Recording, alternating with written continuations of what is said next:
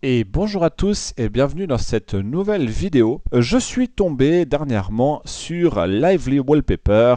Lively Wallpaper qui est une petite solution open source afin d'avoir des fonds d'écran animés. Et on va voir qu'il y a quelques petites choses qui rendent Lively un peu différent de ce qu'on a l'habitude de voir en termes de fonds d'écran animé. Donc déjà premièrement, Lively est open source, disponible librement sur GitHub et évidemment c'est toujours quelque chose qu'on apprécie énormément. Et on va voir qu'on a quelques fonctionnalités assez sympathiques. On a la possibilité déjà de mettre une vidéo ou un GIF en fond d'écran. On a la possibilité de mettre une page web également en fond d'écran et on a également la possibilité de démarrer des applications qui fonctionnent sur Unity en fond d'écran, également sympathique. Évidemment, plus on va mettre des choses lourdes en background, plus on va avoir un impact sur les performances. On voit ici qu'on nous dit à quel point ça va avoir un impact sur les performances et si c'est interactif ou non. On a également la possibilité de définir Lively comme économiseur d'écran. On nous dit que tous les fonds d'écran peuvent être utilisés comme économiseur d'écran. Ça supporte le multimoniteur, puis on va voir qu'il y a pas mal de paramétrages qu'on peut faire à ce niveau-là. Apparemment, ça supporte pas mal le scripting en ligne de commande. Dans mon cas, je ne code vraiment que trop peu, donc dans ce cas là ça me paraît totalement abstrait pour moi au niveau des fonctionnalités, mais on voit ici qu'à l'aide d'un petit bouton il va interagir avec les couleurs du fond d'écran, donc why not.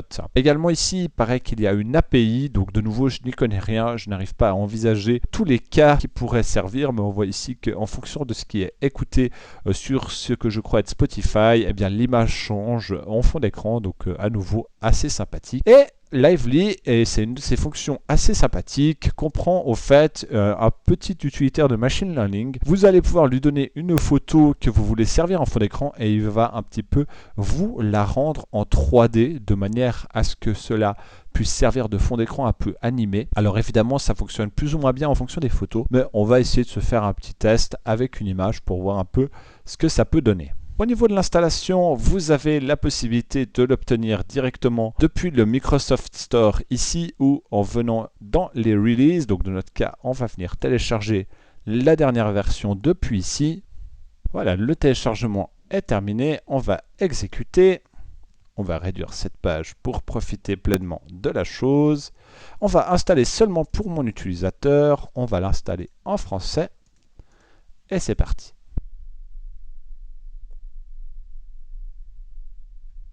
On exécute et nous voici accueillis par une bibliothèque de fonds d'écran de base qui nous sont proposés. On a ici une galerie qui va être prochainement disponible, mais en attendant, on a ici quelques fonds d'écran déjà de base qui sont assez sympathiques. On a ici quelques paramètres de Lively qui nous permettent de configurer son comportement. Donc dans notre cas, on souhaite évidemment par exemple qu'il démarre avec Windows, on souhaite avoir une icône. Et on a ici la possibilité d'avoir le son des éventuelles applications ou pages web qui sont au fond d'écran. Personnellement, pour avoir testé, je trouve ça absolument désagréable, donc je vous conseille de venir désactiver lire l'audio. On a ici la possibilité de venir un petit peu gérer comment Lively va se comporter au niveau des performances et surtout si vous avez un ordinateur portable afin de ne pas manger votre batterie. Et on a ici quelques petits paramètres à nouveau au niveau du fond d'écran. Et au niveau du système, on n'a vraiment pas grand chose d'utile ou d'intéressant. Donc si on revient ici, on va pouvoir venir se chercher un petit fond d'écran. Et par exemple, ce fond d'écran du tableau périodique des éléments, si on réduit Lively, on voit qu'on peut venir passer notre souris sur les éléments de la table et on peut venir double-cliquer sur un et on obtient un peu une vue plus précise de cet élément. Donc typiquement ça c'est quelque chose que je trouve assez sympathique, ça doit avoir un impact sur les performances tout à fait dérisoire. On a également ici un petit menu en haut, donc on peut voir par exemple les gaz nobles seulement, donc ils sont ici. On a la possibilité de voir des éléments inconnus, alors je ne sais pas ce que c'est. Si l'un d'entre vous sait, n'hésitez pas à me le dire en commentaire. Maintenant qu'on a défini ce fond d'écran sur un de nos écrans, dans mon cas j'en ai deux, on a la possibilité ici de venir choisir comment ce fond d'écran va se comporter par rapport au multimoniteur. Donc dans ce cas-là, on peut soit étendre, soit dupliquer.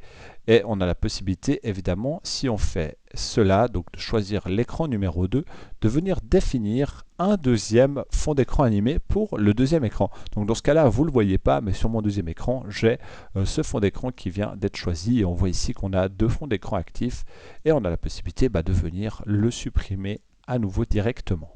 Et comme on disait, on a la possibilité de venir ajouter son propre fond d'écran. Donc premièrement, on va tester la fonctionnalité d'optimisation par le machine learning. Donc on va venir glisser une image, un fond d'écran, et on va lui dire qu'on veut créer un fond d'écran avec la profondeur. On va utiliser l'IA pour transformer en 3D. On nous demande de télécharger un module complémentaire, c'est parti.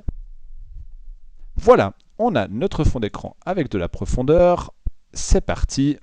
Ah, il a été défini sur notre deuxième écran, donc on va venir ici le sélectionner, on va venir le prendre ici, et voilà. Et voilà, on voit à présent qu'on a un petit effet de 3D qui, ma foi, fait son office. Hein. C'est pas très joli, mais c'est pas moche particulièrement non plus. Donc un petit peu de déformation. Bon, évidemment, ça, c'est pas le fond d'écran idéal pour ce genre de choses. Mais comme ça, vous voyez un petit peu à quoi ça ressemble. Et comme nous avons dit, nous avons la possibilité de venir ajouter un jeu ou une page web qui pourrait nous intéresser. Et donc, on a la possibilité ici de venir sélectionner finalement n'importe quelle page web qu'on souhaite avoir en fond d'écran. Et voilà, alors on demande ici de confirmer pour les cookies comme d'habitude. On fait OK et nous voilà avec notre page web en fond d'écran. Et on peut venir interagir avec celle-ci. Hein. Donc ça peut être utile en fonction de la page web que vous avez. Je pense par exemple peut-être à essayer ça avec une page web de dashboard ou ce genre de choses. Ça pourrait être peut-être intéressant. Et donc la dernière possibilité, c'est de charger un jeu Unity.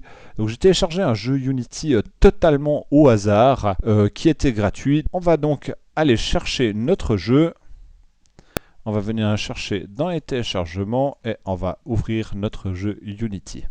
Alors, ça mouline un peu. On va simplement faire OK. Et on va venir sélectionner notre jeu.